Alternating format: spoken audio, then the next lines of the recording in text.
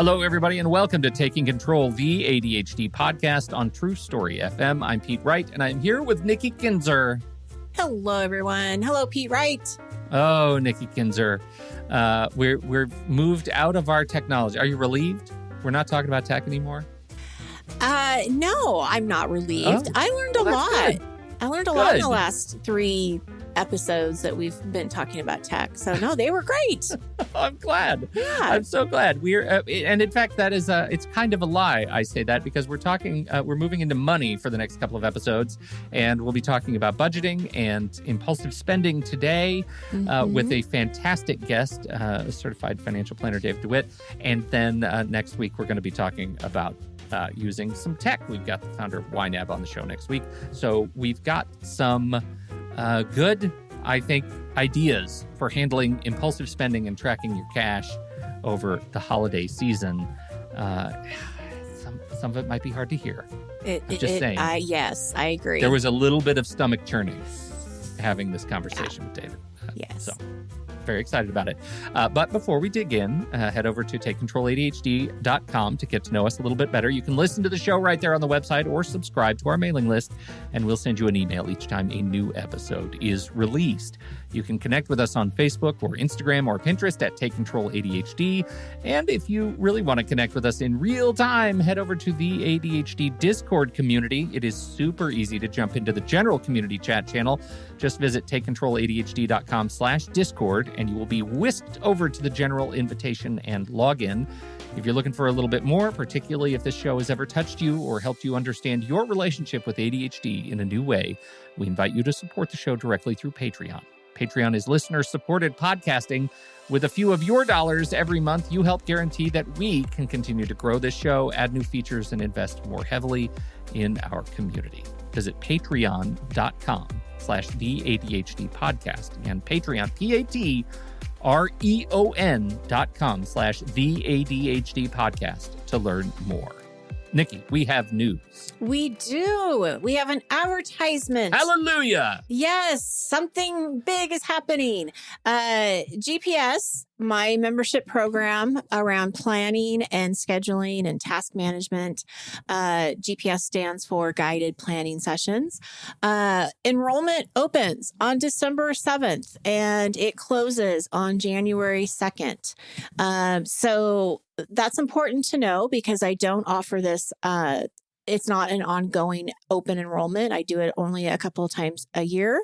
And GPS is a wonderful membership program if you're looking for some guidance on how to manage your task managers, how to get things done, how to do time blocking, calendars, all of that stuff. We do a lot. Well, that is what we do. That is what we do. It's all about planning. And we have great benefits with the GPS membership. So I definitely want you to go visit TakeControlADHD.com. Click GPS and you're going to learn more about how it's set up, all of the wonderful benefits. Just to give you an idea, GPS members have their own membership website. We have our own happy hour. We have an online community on how we can talk to each other in between sessions. But one of the things that I think really makes GPS different than other coaching groups and programs is there's 2 days a week, Mondays and Thursdays, that we come together and we do the work. We're doing the planning. We're not talking about it. I'm not teaching you anything. You're doing it. And that's what makes it really special is you're doing it with me, you're doing it with other people, and you're having that extra support. So if you are interested in GPS, please check it out. Again, it opens on December 7th. It closes on January 2nd. If you happen to be listening to this announcement after those dates, that's okay. Put your name on our waiting list because I have a waiting list on there on the website. And the people that are on the waiting list, they get notified first when GPS opens. So if you're on the waiting list now, you're going to be getting an email here pretty soon, me inviting you to the GPS membership. So it's important. Put yourself on there if you want to be a part of it next time. There you go. All right. I like that news, Nikki. Well done. Thank you. Shall we get David? Yeah.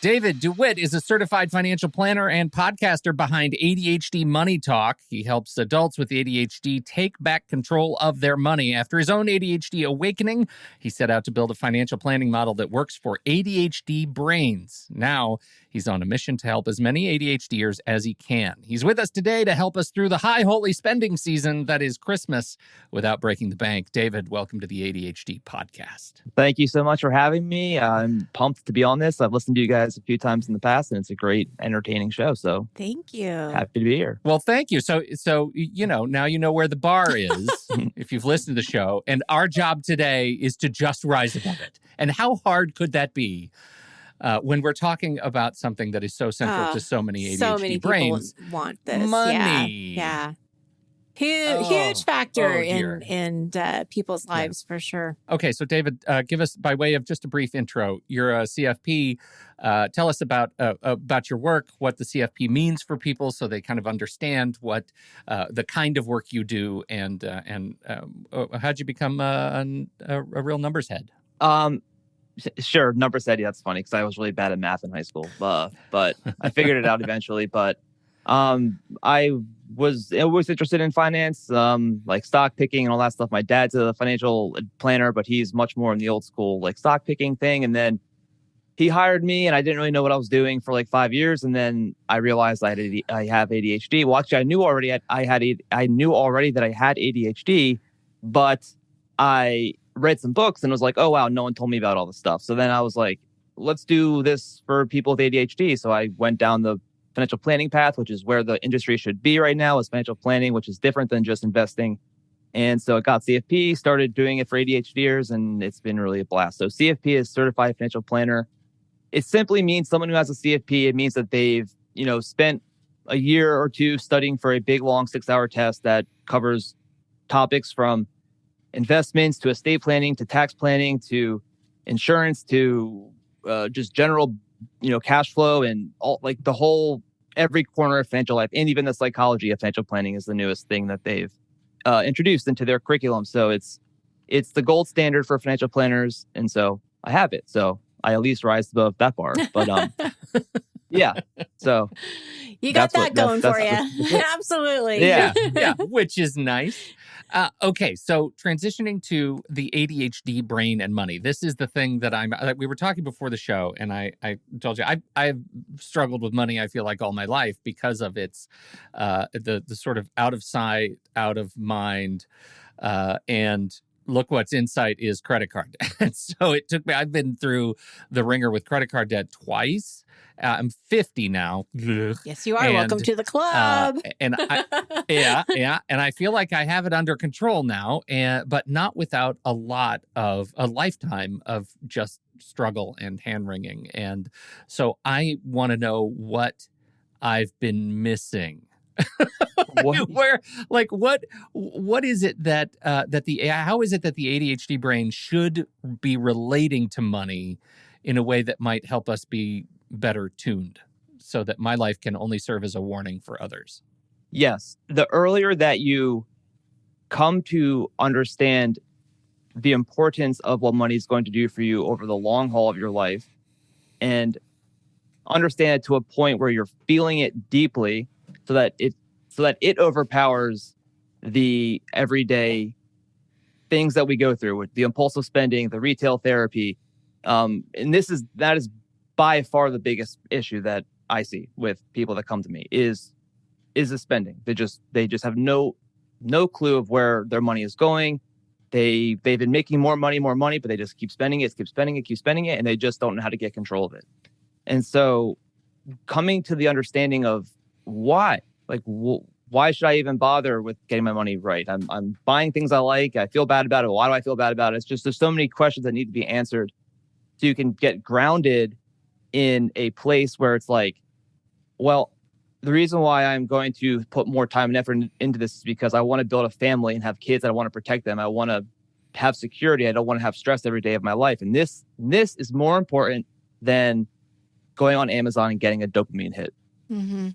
Well, and it's interesting because I think about like the holidays, right, that are coming up, and it's an expensive time, if you're buying gifts for people, and it's so easy to get the credit card out and just think, okay, well, I don't have the money. I don't have all the extra money available to buy all of these gifts. So the natural tendency is to put it on the credit card.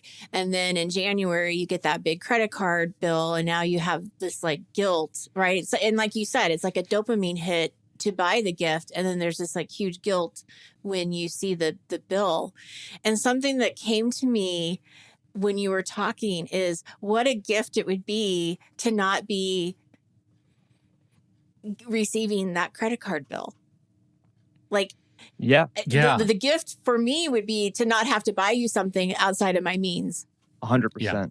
Doing money well is one of the ultimate forms of self-care, because money's kind of like, it's kind of like a thing that treats you back. It's like a human almost. Like if you treat your money like crap, it finds a way to treat you like crap. It brings in lots of areas into your life that are very bad, ranging from just everyday minor stress and worrying about how much money you have and relationship little arguments, to the worst case, you get laid off, can't find a job, and you have no savings at all. So you know, really bad things start happening in your life. And so the better you treat money, understand that like money, you have money because you earned it. Like you worked hard for it. It is important that you treat it with the due respect. So like, keep it, like keep more of your money, just keep it. It protects you if you keep it. It saves you from a lot of pain. And so you just need to realize that you got to take, just like they always say, you know, take care of yourself first. Take care of yourself first before you go spending lots of gifts. Because another big thing that I find, you know, I've had hundreds of conversations this year with people, and impulsive spending and excessive generosity is a big thing that I find. And a lot of times it's this feeling of, a lot of times when we dig down deeper, it's kind of a thing where it's like, I trust you more with this money than I trust myself with it, so I should just give it away. I haven't looked at it with regard to the trust piece, but when you said excessive generosity, I feel like for me that is, I am not good at so many things for you, unnamed person, but I know I can do this.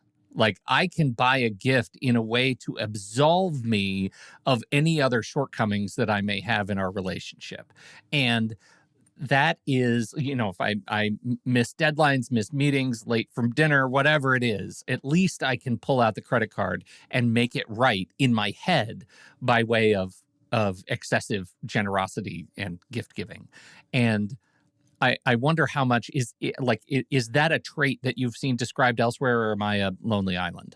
Yes, I think, because I think, you know, just think of the times when you know you shouldn't be buying something, but you are anyways. Like there's always that deep in your stomach, you know that this is not what I should be doing, but it's solving this issue now that gives me that temporary relief that buys me an extra few days. But you know, like deep down, there's like this thing building, like this looming, like, when will I get this done? When will I figure this out? Why?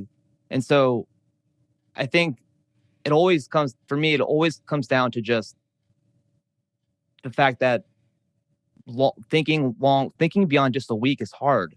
And you have to really paint the picture of whatever motivates you. If rewards motivate you, paint the picture of in vivid detail of what life will be like when you have it straightened out. And if fear motivates you, then paint in vivid detail the pain you would go through if the worst case things started happening.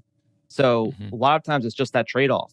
Is it better to protect myself long-term or to solve this immediate problem? And with the gift giving, you know, it's a big one. It almost feels like what you're talking about, Pete, is sort of like, I feel like that's just a Band-Aid over something that's so much deeper. Yeah. And I mean, what I go to, and this is probably a strange thing to have to talk about, but when someone has an affair, and then the other partner who didn't have the affair, or who had the affair, is like, oh, I'm so sorry. I'm going to give you this beautiful new ring, or like, let's, forgive me and let's buy the house that we've always wanted. I know that's a weird place to go, but it almost feels like, I'm wondering how that came yeah, about. but it kind of feels like that. Like, oh, I can buy you this so that you forgive me or that you accept me. And it's just, there's such a bigger issue behind that it doesn't, when you sit back and look at it, it doesn't make sense, I want to get to, because all of this, I think, ties directly into how we manage the way we think about money going into the holiday season. But I know that you have put together, in terms of the work that you do with your clients, a way to think about money that works for ADHD folks in terms of building a budget. That process. Can you just walk us briefly through that process before we get into some of the more seasonal aspects of it?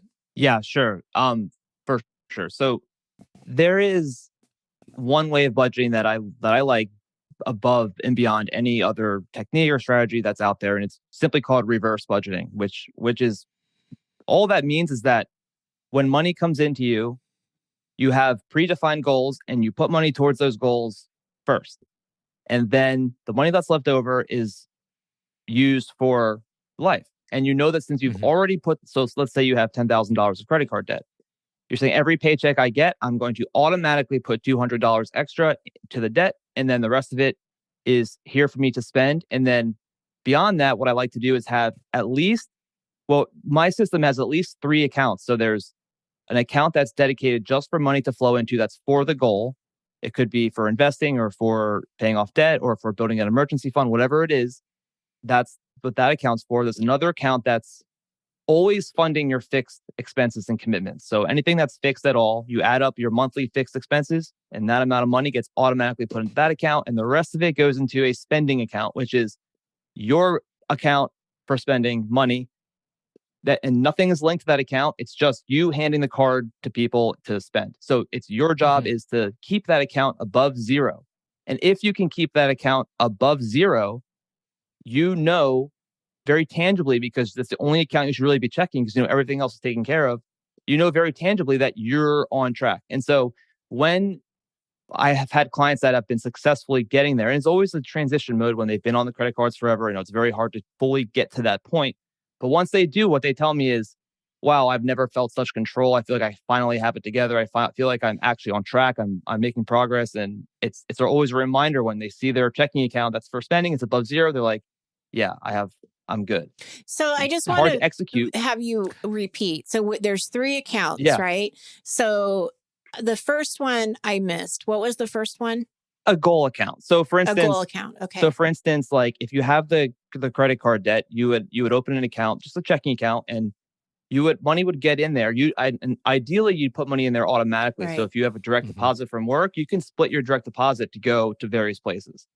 So you'd put the money in there, and then your bank should allow you to nickname it. Yeah. So that helps make it more real. So you can say, like, I have one client, my favorite one is, she calls it the FU debt fund. Love that. So the money goes in there, and then she just has an automatic pool from that account to the whatever credit card she's currently tackling.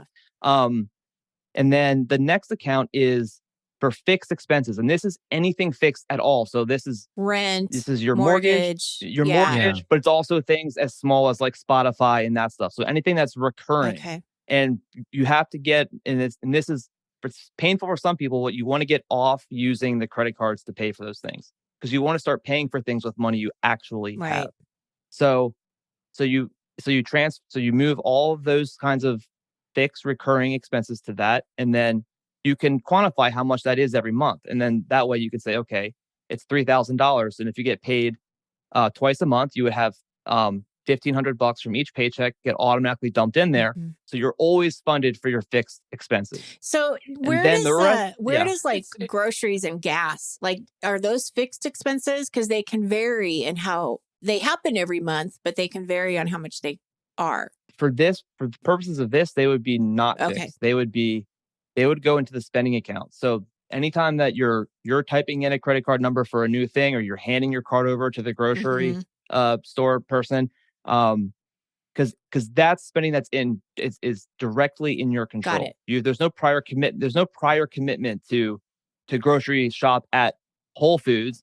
you could go grocery shop at the discount. So Yeah. you get, so then it's kind of a game then. Like how do I keep this account above zero? Because if you keep it above zero, like without a shadow of a doubt, you're spending within your means because it's simply using money that you have. Yeah. If you absolutely cannot do it, you have to find where's your problem area. So that You know, makes are sense you- because you're saying in the spending account, like going out to dinner, and then you have control if you're going to a fast food restaurant or you're going to like the nicest Italian restaurant in town, right? I mean, it's going to be a difference in cost. And then the groceries, you have control over too if you're going to be eating in or eating out. Like, I see what you're saying. So I'm kind of processing this out loud for our listeners. Yeah. But I get what you're saying. It reminds me of like like my parents, when I was very, very young, they were big envelope budgeters, right? They were cash only. And that's where they knew that utilities, there was an envelope that said utilities, and they put cash for utility payment in that envelope. And so they knew that if all the envelopes were full, they were set, and whatever was left over, they could apportion to goals or, whatever else living expenses, like dining out, that kind of stuff. That it sounds kind of similar. This is a little bit of a throwback. It is very similar to that for sure. There's just not as many envelopes, because I mean, you could honestly, you can open as many checking accounts as you want and break it down as much as you want, but that gets overwhelming, and it gets stressful, and it gets harder to maintain. And the whole point of all of this is make it easy to maintain, automatic, and just because I feel like, ADHDers, a lot of times we're good at adapting on our feet, right? Like you're 5 days away from your next paycheck, and you've already brought your spending account down to zero. Okay. You'll intuitively know where you went wrong. You'll intuitively know, like, yeah, we went out to dinner a lot this month. Let's just not do that next month and try that. So you're just kind of adapting and going with the flow. You're not going to get there every month. Sometimes you'll have to use a credit card, but it's just a way where the plan is always working and flowing. And then your job, you just have one job. It's to keep that above zero. And if you can't, maybe you're not. One thing that I have to tell a lot of people, which is my least favorite thing to do, but you're not making enough money. Yeah. And that's the hardest thing to have to tell people when they come to me. I'm like, you're actually doing a great job. Like you're very frugal, but on that income for two people and a kid, it's hard. So like, we need to find a way to help you bring more income. So I was going to ask you, and you sort of brought this up a little bit. When is it a good time to use a credit card, or do you say don't use? Like, what's your philosophy on that with credit cards in general? So yes, people always bring up like it's more secure because you can. And that's true. So there are times when you want to use a credit card, like when traveling, like hotels, like they don't want you to use debit cards. When there's if there's risk where you think there might need to be a dispute, I would use a credit card. Sometimes if you're doing a big purchase, just you might want to use a credit card because it's big. But like for things like going to the grocery store and stuff, and things that like you've never had to dispute, like your grocery store, things you never have to dispute and things like that, everyday stuff. I like to use the debit card because the studies show that people that use credit cards spend 80% more. Yeah. I mean, so I can see that. So that 80% more over 5 years is going to be way more than the few disputes or the few times you had to lose money because of whatever happened. So yeah, this is I think it's interesting for a number of reasons. This is why, first of all, I sort of regret moving to the card kind of society that we're in. And I'm a massive digital payment person. Like I pay with my phone everywhere. It's always my first thing.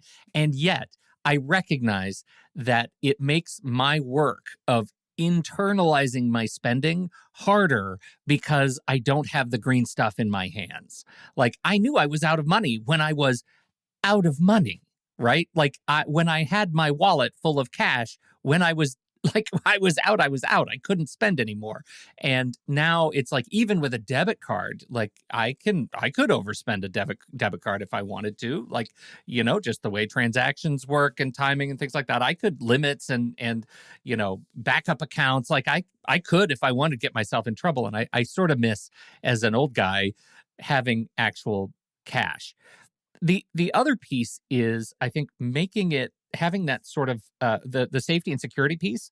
I'm also had my identity stolen and had my credit cards, taken advantage of. And I can tell you, like, both having my credit card account stolen and having my debit card account stolen, I would very much prefer having the credit card account stolen, because it is an absolute breeze resolving disputes there. And it's very, very difficult with a debit card. If somebody actually is able to spend on my debit card, like it's so hard to recover that from that purchase. But a credit card is like lightning fast. And I've had the banks tell me, please don't use your debit card for online purchases. If you're purchasing something from any online retailer, please just use a credit card and pay it off every month. Because it's just too hard on you as a consumer to go through having those accounts stolen. So we've gone through that process of removing all of our debit cards from any online payment profile, just because we've been through that particular ringer. Yeah, and that's a good point. So it is a double-edged sword. Yeah, for sure. I would lean towards, if it's a very trusted online vendor, and I still would lean towards using the debit card. But I do see what you're saying, and it's a good point. So the way to use the same system with the credit card is to, every month, if you have a card that has a zero balance, then you know that at the end of the month, you want that balance to be less than what's in your spending account. So you can use all of that spending account to pay it to zero. So you have to kind of just trick your mind to say, this is actually cash. I'm spending, because it's just the opposite. You're watching it build to that number. Once you hit the number in the spending account, that's your news, like zero.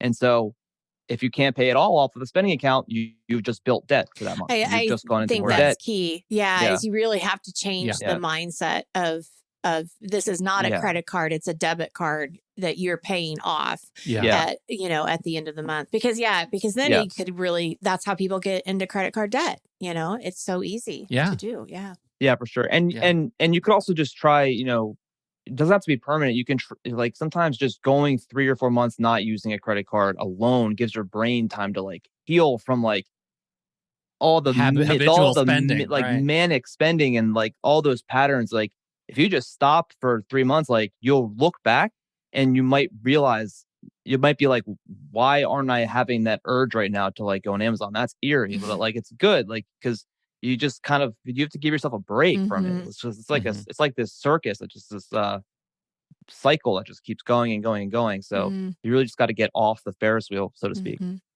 Well, and doing that functionally gives you a raise, right? Like that's the thing that I have to keep telling myself is, if I stop spending habitually and too easily, I'm essentially giving myself a raise. Like I keep more money in the bank. That's kind of mind-blowing. Yeah. So like if you're struggling with getting the essentials, transportation, housing, clothes, food, maybe, for me, I just have to stop buying command strips and I can give myself a healthy raise every month. Yeah, it's so true. And money money that stays in the bank buys things like freedom, security, peace of mind. Oh, for sure. And that's hard to put a value on. What's your stance on credit cards, like functional use of credit cards with like rewards cards? I know that there's such a massive culture of points, airline points, et cetera, all those points. I have read in the past that those are of some dubious sort of function in the overall economy, that they may be bad for the economy, certainly bad for prices, and that you may not be doing anybody any favors by getting a points card. What do you have a position on those cards? Not on the how it's hurting the economy. I haven't heard that, so that's interesting. But you have to be responsible with your credit cards first, period, no matter what. Like if your points mean nothing if you're carrying a $10,000 balance. Right. They don't give you back near anything close to what you're paying in interest. So you either can responsibly use credit cards or you cannot. If you can, get points. However you want to get points. You want to make sure if you like to travel, use the travel one. If you like to have extra cash so you can buy yourself something on Amazon that's costing you nothing because you're using points, get like an Amazon card, So, but I'm not really huge into like that because as you can imagine, so much of what I do is helping people stop. Right. So Yeah. it's not, Stop so doing- right. day to day, I'm not like helping people find the perfect credit card. I'm saying like, let's just like cut your Yeah. credit card up Yeah. and throw it away for like a few Yeah, months. because I That's think all- it's a that's all little good. deceiving because it is the interest rate and all of what you're paying. It just doesn't really. Do you really win at the end? I don't know. Yeah. Yeah, if you really want to like get angry, like add up all of the money you're paying Yeah. to the banks. Like if you have $20,000 of credit card debt, and it's 25% interest, like it's a lot of It money, is. that you're paying to bankers, like to the They bank. could have like, bought just you 3 for them, things that for you their would be share. getting on Amazon with the points. Yeah. Right. Right. Yeah. Like, it's yeah. a lot of money, and that should frustrate you, and that can be motivating just to see Yeah. that, because it's like, oh wow. Yeah. I found the article. I'll post it in the show notes. The ugly truth behind your fancy rewards credit cards. America's poor foot much of the bill for credit card points, miles, and cash back. It's worth reading. And I think it's, if you are a points person, it's worth just acknowledging the role. Is it because like they are the poorer people can't have the card that has the points, so they have like a higher interest rate maybe, or an average, something like Yeah. that? Yeah. Right. Something like that. That's the idea. That would make sense. So let's transition now to ADHD, impulsivity, and the holidays. How do you put the brakes on the way you're thinking about, gift giving for people to holidays? How are you guiding your clients right now? My clients are different animals just because they have a structure with me that, they kind of have their rules in place, their structure, their guidelines, like, and so they're very cognizant. So it's hard to answer this question in a way that's like, it's November 30th. What are you going to do? Yeah. Right.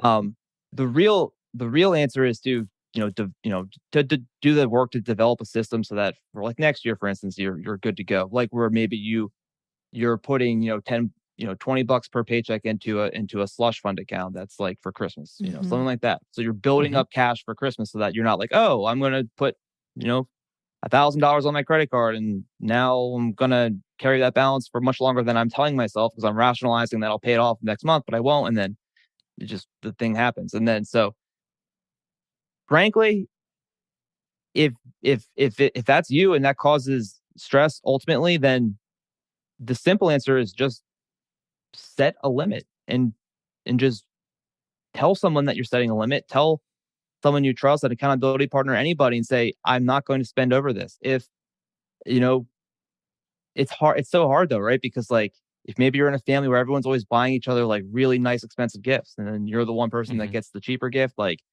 so you can just tell your family, like, I'm working on myself. I'm working on my money. So this is why you're getting this, but like, look forward to like 5 years, you're going to get amazing gifts when I have everything set up. So like, so you have to just set a limit and look through and do a cash flow exercise, look at your spending for the last 3 months and see how much money are you actually, have left over, and then just set a limit and spread it out. Be thoughtful with your spending, be intentional, look for deals, go to, the outlets, go to the discount places, find, and be more creative with your gift giving, make something. Kind of hard to give like good advice on that, I feel like, but well, especially now, like we're talking about this, right? We're recording this the last day of November, and if you like, it's hard to say to those listening. We recognize how hard it is to say, okay, now spread it out over the course of a year, because we're living with ADHD, and we know that impulse buying is a problem, and most of us haven't started shopping anyway. So like we're going to reap the real sort of the the worst parts of everything. We have it saved, but we're also taking advantage of no sales because we're shopping like the night before. Right. So yeah, like I really recognize how hard it is. Just Yeah, so yeah. And I think that the lesson too is how do you prepare for next year? So, doing saving a little bit. I remember when I worked at a credit union, they had a special Christmas fund account that you could put money in, every month. And then at Christmas time, this is what your budget was. It was already there. But something I want to just tack on to what David was saying.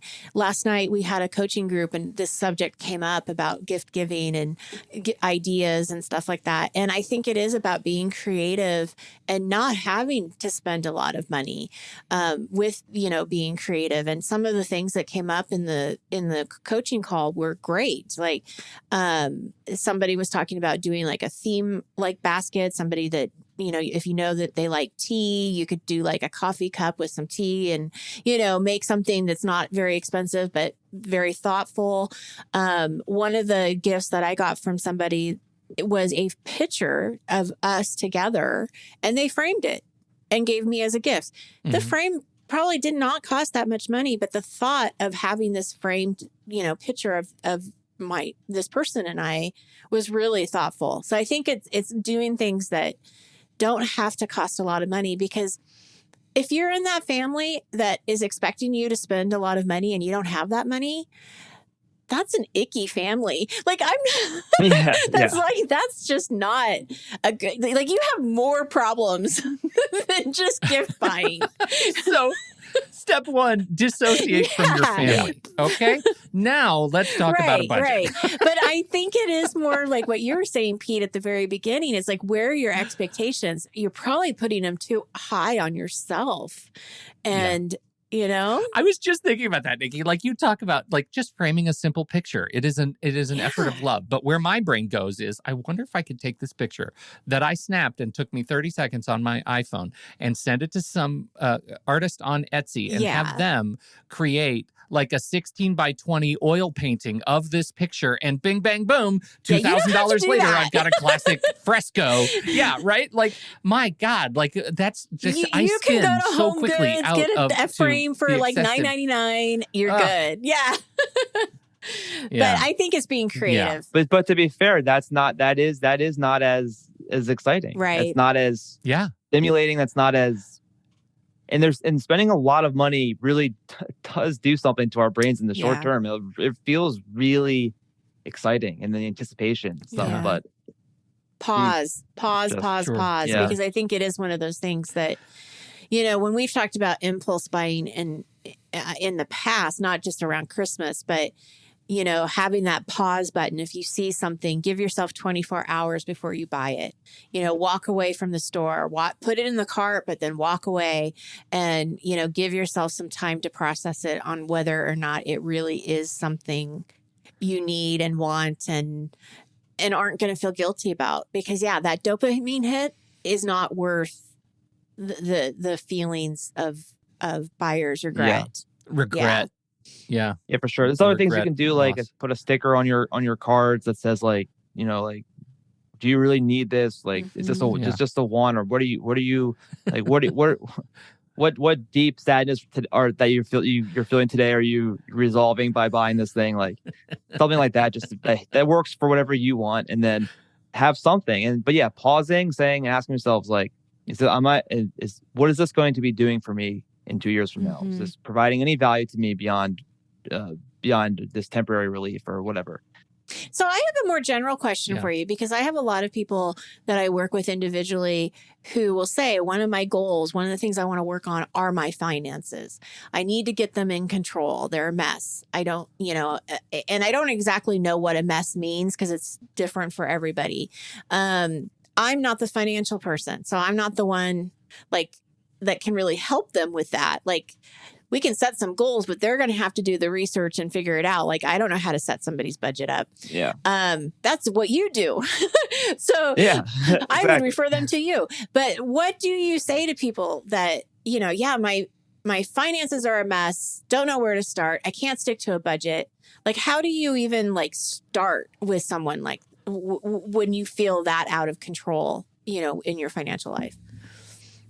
Well, that's pretty much everybody who comes to me. So I've gotten some experience. That's right. The out of control 9.9 out of 10 times comes down to cash flow, spending more than you make.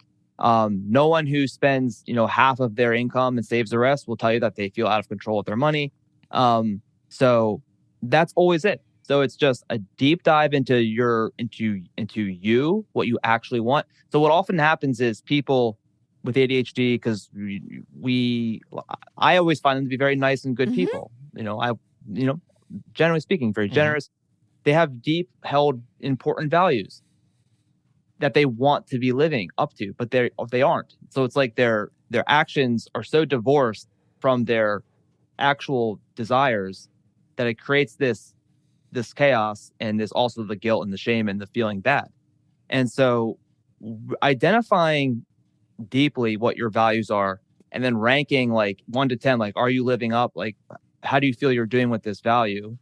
It's like, okay, 3. So maybe the value is supporting my family and protecting my family. Okay, if like I'm doing a 3 because I have never gotten insurance, we're one bad thing away from disaster. Okay, what would it look like if you were a 10? Like, what would it look like? And then from there, it's like, okay, I guess I would have emergency fund. I guess I would have this and that. So then you start framing goals, but it's all tied to a value that's important to you. And that helps make it more motivating, and feel more real and like purposeful. So that's kind of where you start. But once you figure out those goals and your values and you feel grounded and like, ready, then we dive into cash flow. We look at expenses, we categorize, we do an expense worksheet. We see exactly how much you've been spending, exactly how much is left over or not left over. And we say, where are we going to cut? Where are we going to cut? You're going to cut this, that, we're going to do this and that, and then where can you add like income, right? I'm sure that comes up as part of the conversation too. That's big. Like, always like, how can you get the next promotion? Is there something you can do on the side?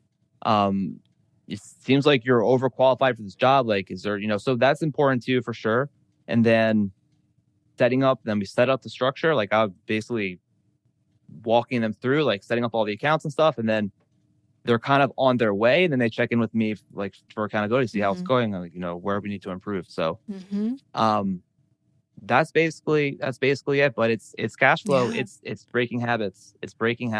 I think that's really good to just hear, so that people can see there is a starting point, because you're looking at everything and you're going off of emotion. So I find that really helpful. Thank you, David.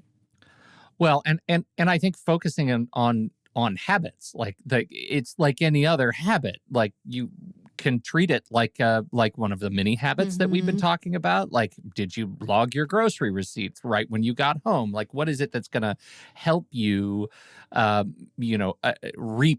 yourself to think of money not as this separate giant thing that you have to take on, but as an equal opportunity for change, just like everywhere else in your life. And what's really, exactly. That's such a good point. And what's really helpful is you get everything organized and everything, and we say, okay, we're going to cut back on these things, and we're going to put this much money towards your credit card debt. And then it's like, that's our first goal. We're just focusing on this one thing. And if you do this repeatedly, I'll use my software and say, in 1.5 years, you'll be out of it. So that gives them an end, and that gives them like, okay. And then once that's done, it's like, what's the next step? Okay, now that you're out of that, let's build a real emergency fund. Before, we've already built like the 1 month emergency fund just to make sure like we can get through this debt payoff cycle. But then let's build a 3-6 month emergency fund. That's only going to take 1.5 years or whatever it is. So that's our next. So there's a roadmap of like, what's next? It's not like do all this at once. It's just it's constantly like this journey up the hill, making progress. And so, and of course I might be like, you need to get estate planning, but that'll be like a side thing. You need insurance, but that'll be like that. But the focus is always on what are they doing that's building wealth, because ultimately I'm a wealth builder. That's what I do. I just help people build wealth, keep more of their money, wealth for whatever they want. Do you want to leave a legacy, or do you want to die with no money? Whatever, it's up to you. But like, let's figure out the plan to do that. That's great. I feel like for me, it was being able to reprogram my ADHD to get the dopamine hit from the management process, of the budget, like being able, and my budget is fine grained, right? Because like I track every individual subscription, I track everything You're we rare. have You're a rare breed. has a line item. You are. But that's because that's my Right. hyper focus. Like I get lost for a day in our budget. And because I do that, I happen to live with a partner who is really good at maintenance. And so once I go in and spend 12 straight hours in fine tuning the budget and where everything is, she'll go in and she'll make sure that the receipts are being entered as they go and they just track perfectly. And that stuff, like that has made a really important difference in our lives. Being able to say my ADHD can work for me and I can get just as much of that electric thrill at looking at where we're saving money as where we're spending it has allowed us over the last 5-6 years to actually save it. It's huge. I'm glad you said that, because that's something that I try and tell all my clients is we're going to change the dopamine reaction from the spending to the saving. Mm-hmm.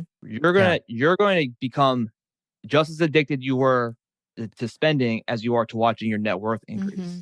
Because that's satisfying. So it takes a while. And a lot of times there is also lots of other work on the back end with like, how did you grow up with money? Yes. What did you see? Lots of times people that grew up with a little bit of money, once they finally get money, they think they're just supposed to spend it, but you're not. So like you have to teach them how to so I use some like psychological assessments that score people and got predictive power, blah, blah, blah.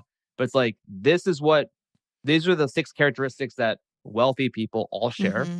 And these are your scores on those characteristics. Where can we improve? Where can we help you with your mindset, with like embracing frugality? I love nothing more than seeing, a really nice Tesla in the Aldi, shopping center, because that person is buying the Tesla because he really does value having a nice car, but he also likes to get a great deal on groceries. So, it's interesting. I'm glad you bring up the psychological part of it, because especially with relationships, because if you look at what breaks relationships, it's a lot of finances, right? Like a lot of times it's around financial stuff. Sure. And it's an important conversation to have when you are in a relationship where you're going to be sharing expenses and paying into, a mortgage or whatever. And I remember when I first met my husband, he had a bonus from his company. And I was like, wow, that's so awesome that you got this bonus. Like, what are you going to do with it? Like, what are you going to buy for yourself? Right. Because you work so hard. And he looked at me and he's like, well, I'm just going to invest it. I'm not buying anything. That's and awesome. I'm like, what? But I got to tell you, we're in a very good, positive financial situation because of him, not because of me. But I adopted his philosophies of saving and not spending just because you have it. And so what I'm sharing this in the sense that if you are a spender, you can change the shift of how you think, and when you're in a partnership, it's really important that you compromise. And now I'm not saying that he doesn't, we still buy things and we still get things that we want, but that background is really important to understand where he came from on feeling that way, because his parents are the same way, and where I did not have that model necessarily. So, well, you know what? That's interesting, Nikki, that really that case example defines for us. And I think it's important for people to hear it, especially if you're in our community and you are living with ADHD and you have money problems. Those are 2 separate scales, 2 separate spectrum disorders. There are many people out there who have an unhealthy mindset about money who don't live with ADHD. Your ADHD is not causing your not money at all. struggles. I don't think. I mean, it may with the impulsivity, but I think you're right on. I mean,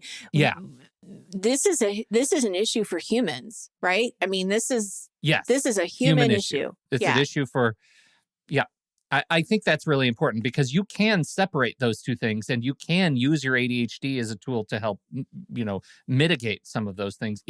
Then it's not, I mean, it's a hard, high mountain to climb and you need support, but it's possible to do it and to live healthily with ADHD and money at the same time. Yeah. Definitely not just an ADHD thing. Yeah. No. It's it's pervasive. I mean, and our society has not helped with the consumerism and all that, No. but Mhm. where we are.